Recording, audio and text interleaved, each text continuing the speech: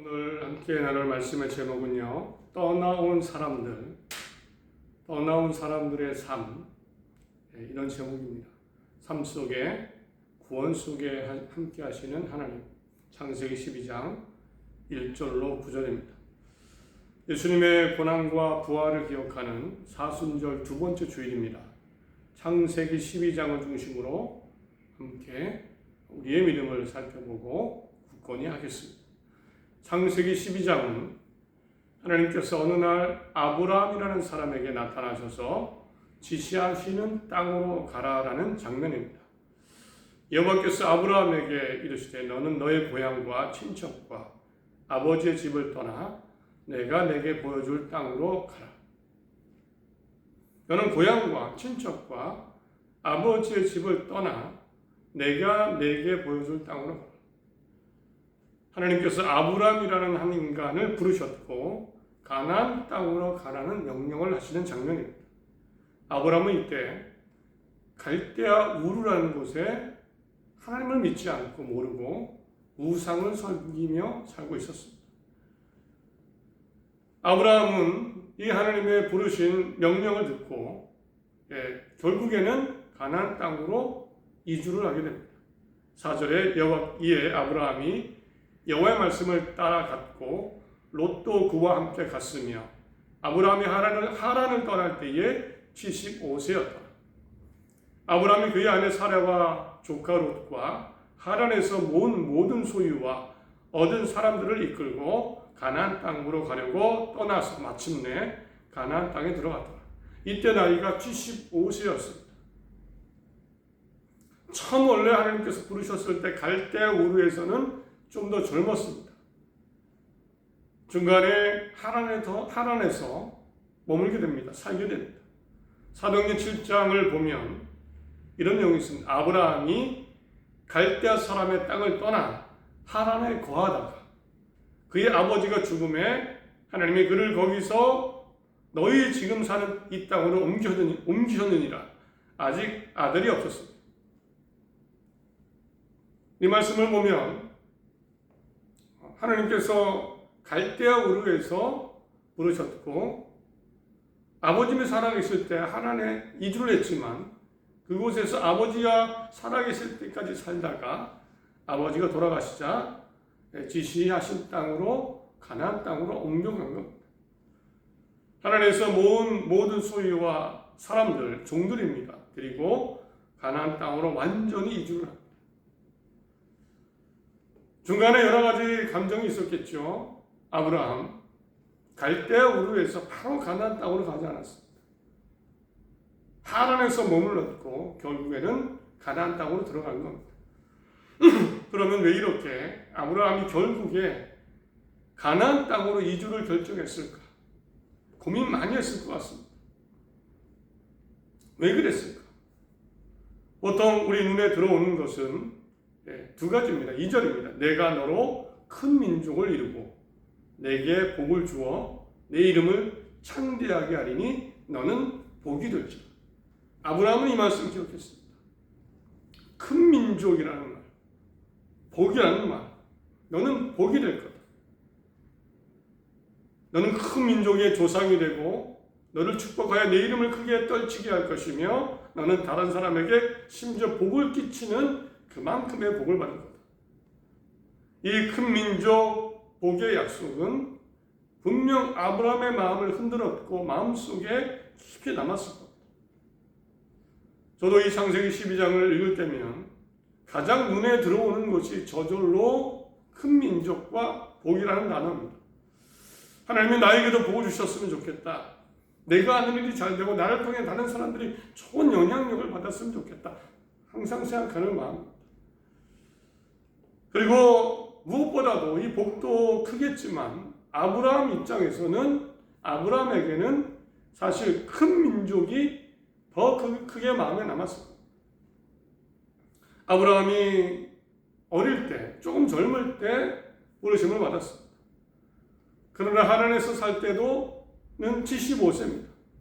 그때까지 아들이 하나 없었습니다. 비교해보면 늦은 나이입니다. 하나님이 노아 홍수 심판 이후에 아브라함의 조상들 어른들입니다. 대부분 늦어도 30에는 아들을 낳았습니다.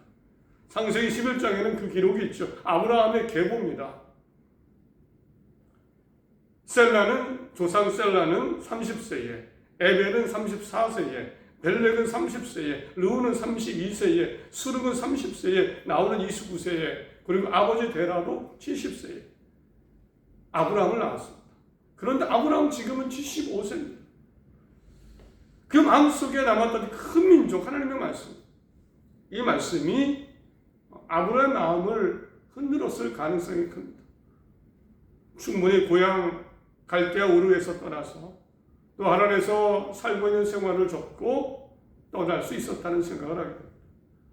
그런데 또 이런 생각하게 됩니다. 반대로 생각해 보겠습니다. 떠나지 않을 만한 이유도 충분히 있지 않았을까? 떠난다는 건 굉장히 어려운 거죠. 새로운 가나안 땅으로 떠난다는 건 정말 어려운 일입니다. 그냥 그 근방이 아니고 전혀 다른 곳입니다. 떠나지 않을 이유도 충분히 있었습니다. 먼저 아브라함은 굳이 떠나지 않아도 될 정도로 잘 살고 있었다고 여겨집니다. 아브라함은요, 경제적으로 괜찮았습니다. 아브라함에게는 심지어 종들이 있었습니다. 가축을 소유했습니다. 5절에 아브라함이 그의 아내 사레와 조카 롯과 하란에서 모은 모든 소유와 얻은 사람들을, 여기 얻은 사람들은 종을 의미합니다.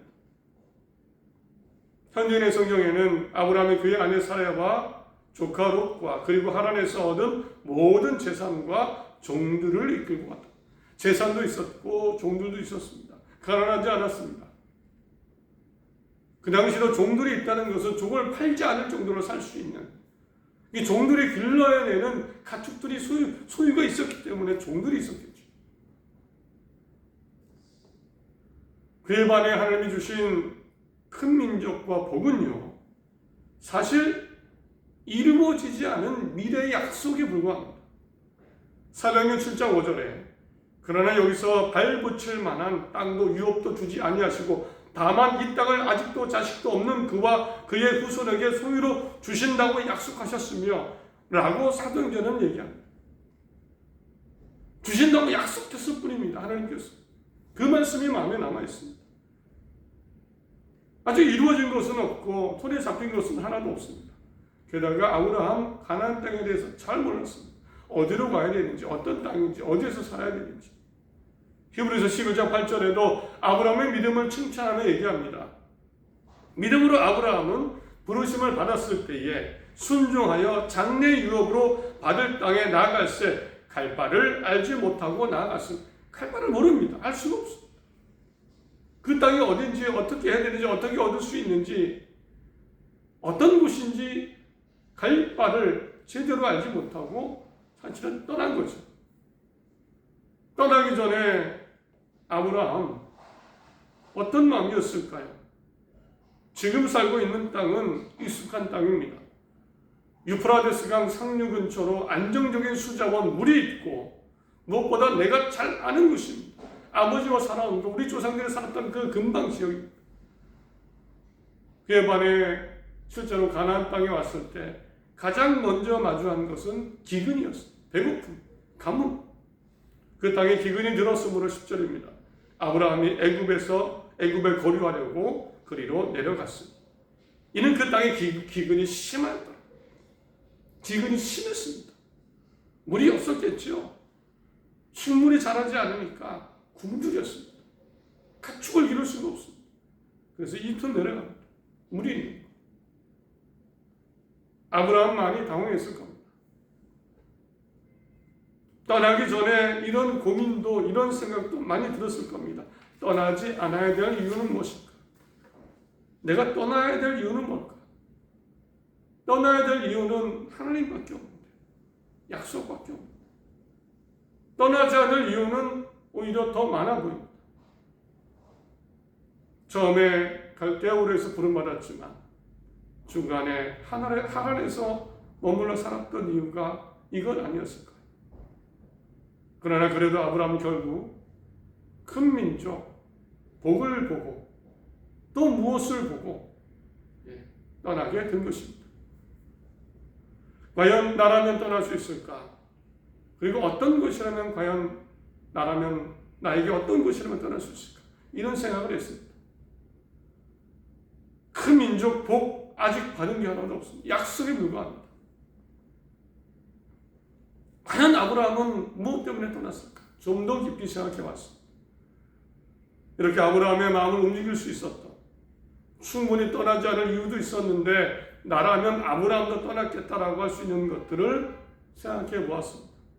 그리고 이번에는 가장 눈에 들어오는 것이 있었습니다. 그 말씀이 있었습니다. 2절, 3절에 7절에 나오는 하나님의 말씀입니다. 바로 내가라는 말씀입니다. 내가. 나 하나님인 내가 너로 큰 민족을 이루고 내게 복을 주어 내 이름을 창대하게 하리니 너는 복이 될지라. 너를 축복하는 자에게 내가 복을 내리고 너를 저주하는 자에게 내가 저주하리니 땅의 모든 족속이 너로 말미암아 복을 얻을 것이라. 7절에도 여호와께서 아브라함에게 나타나 이르시되 내가 이 땅을 내 자손에게 주리라 하신지라.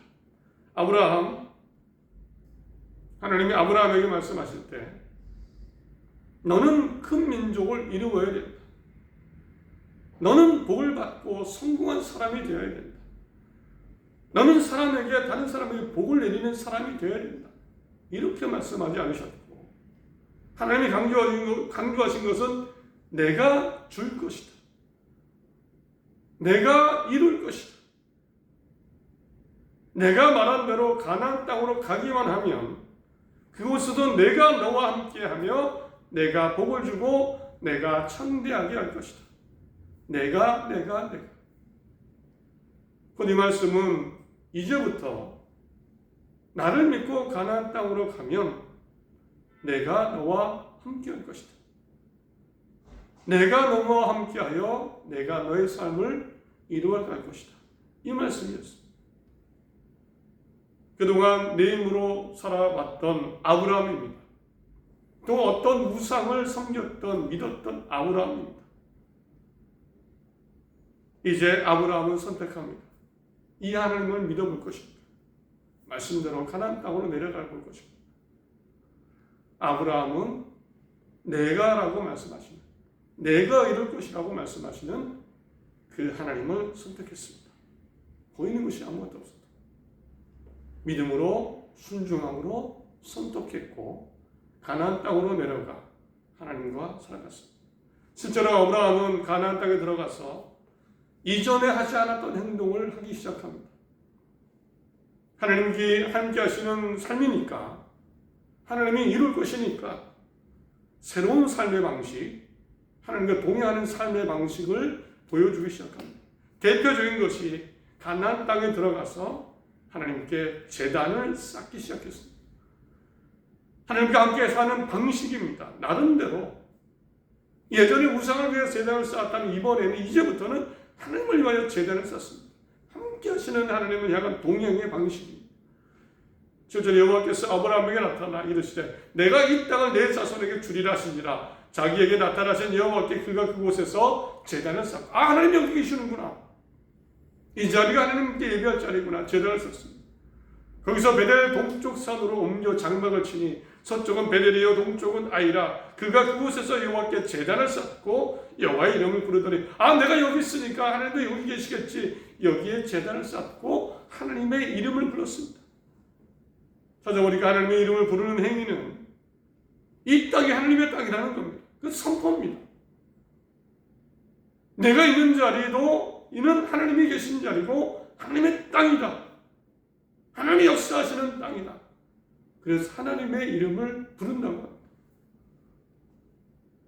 아브라함은 떠났고 도전했고 그 떠난 사람으로 살았습니다.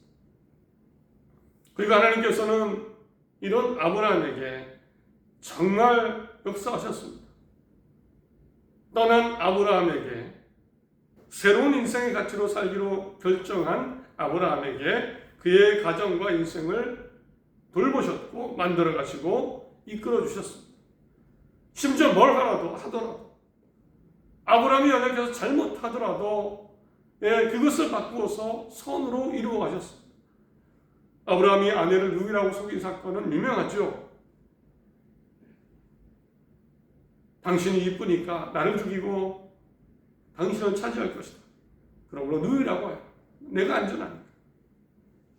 결국 이투 왕에게 아내를 빼앗길 뻔합니다. 아브라함 잘못이고요. 아브라함의 힘만으로는 절대 해결은 안 됩니다. 아브라함 이전까지 이렇게 살아왔을 겁니다. 그 연약함입니다. 그러나 하나님이 계시죠? 하나님이 도와주셨습니다.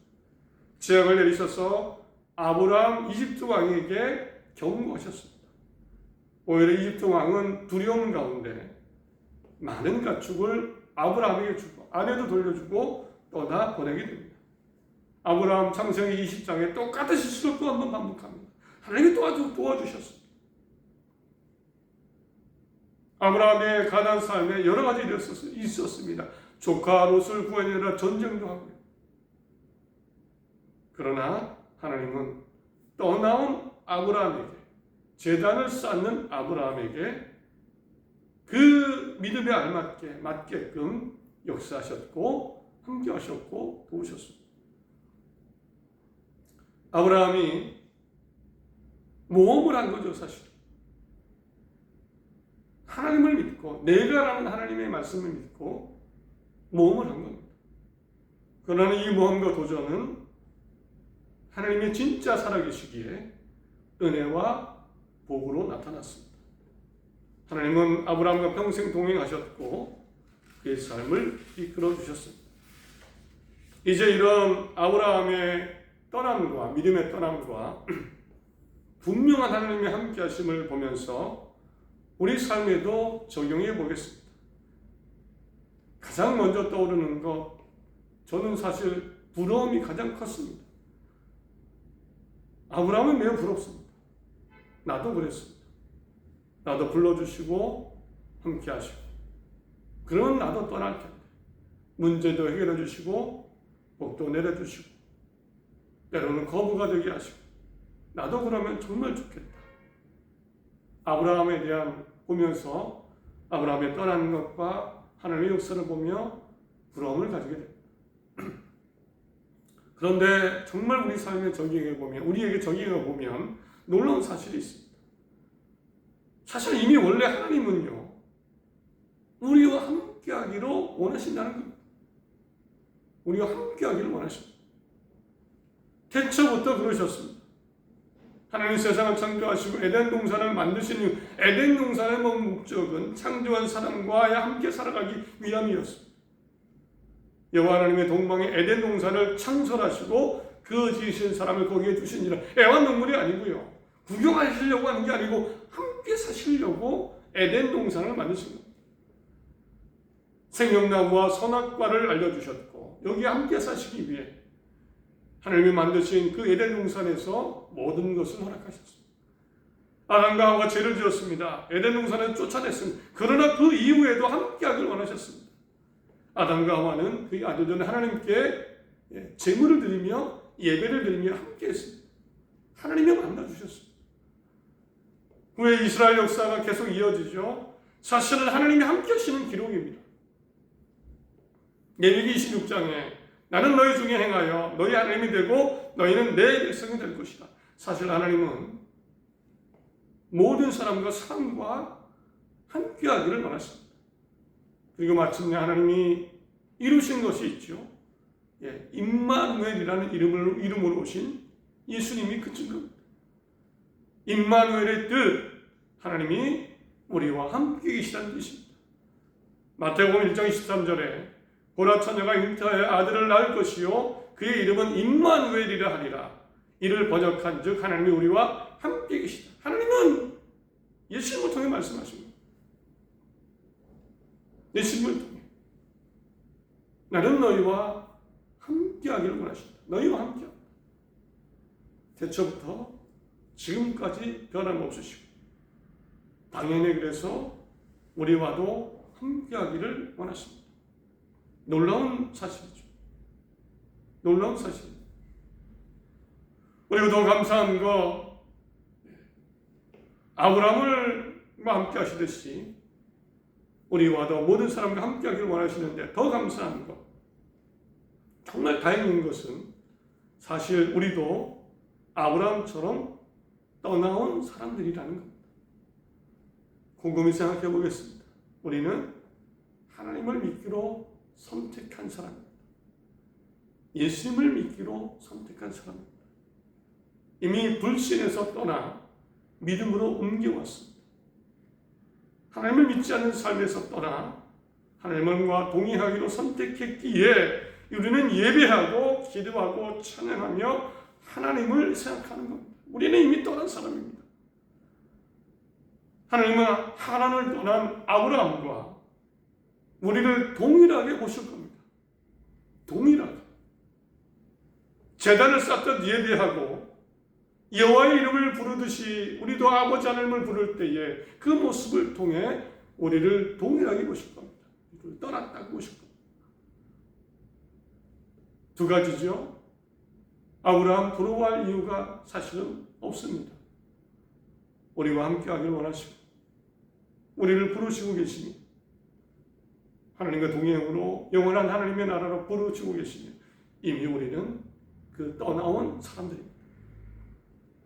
떠나온 사람들입니다. 그러므로 우리는 어떻게 해야 될까요? 이렇게 하면 될 것 같습니다. 아브라함처럼 떠나온 사람처럼 살면 됩니다. 우리는 하나님이 나와 함께 하실까 고민하지 않아도 됩니다. 걱정하지 않아도 됩니다. 말씀드린 대로 이미 임마누엘 예수님, 그 예수님을 믿고 있고 떠나온 아브라함처럼 하나님의 이름을 부르며 제단을 쌓는 떠나온 사람이기 때문에 하나님이 나와 함께 하실까 걱정하지 않아도 됩니다. 우리가 할 일은 제단을 쌓는 거죠. 하나님을 잘 섬기는 겁니다. 삶의 방식이 이겁니다. 떠난 아브라함처럼 하나님의 방식대로 사는 겁니다. 사실 아브라함 참 정직하고 선하게 살았어요. 성경보다 우리도 떠나온 사람답게 성경보다 말씀을 더 앞에 두고 경쟁보다 사랑을 택하고 욕심 대신 나눔을 실천하고 분노 대신 용서를 이끌어내고 두려움 대신 하나님에 대한 신뢰와 담대함을 갖는 것. 떠나온 사람들의 모습입니다. 정직을 지키고 약자를 보호하고 미워하지 않으며 화해를 시도하고 내가 좋은 결과보다 하나님을 의식하며 사는 것. 떠나온 사람들의 삶입니다. 믿음과 사랑이죠. 선함입니다. 그대의 아브라함과 함께 하신 하나님, 정말 우리에게도 동일하게 역사하시고 만들어 가시고 또 이끌어 가실 것입니다. 우리 걱정하지 말고 떠난 사람으로 살았으면 합니다. 사순절 그 떠나온 사람의 삶을 돌아봤으면 합니다. 내가 잘 살고 있는지 잘 돌아봐야 됩니다. 말씀을 했습니다. 어쩌면 우리는 아브라함보다도 더 치열하게 떠난 사람답게 살아야 할 겁니다. 더 치열하게. 물질과 성공과 결과 중심이 보이는 세상. 그것이 움직여가는 세상이죠. 사랑은 식어지고 하나님을 향한 신앙과 말씀은 흔들리고 옅어지고 있습니다. 사람의 힘이 점점 커지면서 그 보이는 결과가 나타나면서 굳이 하나님을 찾지 않는 시대. 신자가 줄고 교회의 고령화, 연세 드신 분만 남는다고 하는데 뒤집어 또 생각해보면 이제 사람들이 세상을 떠나서 하나님을 믿는데 더 많이 주저하고 있는 겁니다. 떠나는 자체를 힘들어합니다. 떠나는 자체를 가치 있다고 여기지 않습니다. 내가 떠나서 하나님을 믿는 것, 불신에서 믿음의 자리로 떠나오는 것, 그래도 그렇게 하지 않아도 살 수 있는 세상이 되었으니까 그렇게 보이니까. 그래서 점점 더 떠나와 사는 것, 믿음으로 사는 것은 치열하다고 느껴집니다. 치열하게 싸워야 됩니다. 우리는 세상을 넘어 치열하게 하나님과 동행해야 됩니다. 그러나 반드시 하나님이 동일하게 함께 하실 것이고, 그 떠나온 사람과 함께 하시고 세상에서 누리지 못하는 수많은 은혜의 역사를 이루어 가실 것입니다. 그리고 마지막에는 임마누엘의 하나님 예수님, 하나님의 나라에 이르게 될 것을 믿습니다. 사순절입니다. 하나님과 동행하는 사람답게, 세상을 떠나온 사람답게, 불신에서 믿음으로 떠나온 사람답게 내 믿음의 삶, 사랑의 삶을 돌아보시고 내 마음을 정결하게 새롭게 하시기 바랍니다. 하나님이 도와주시고 함께 하실 것을 믿습니다. 힘을 내시기 바랍니다.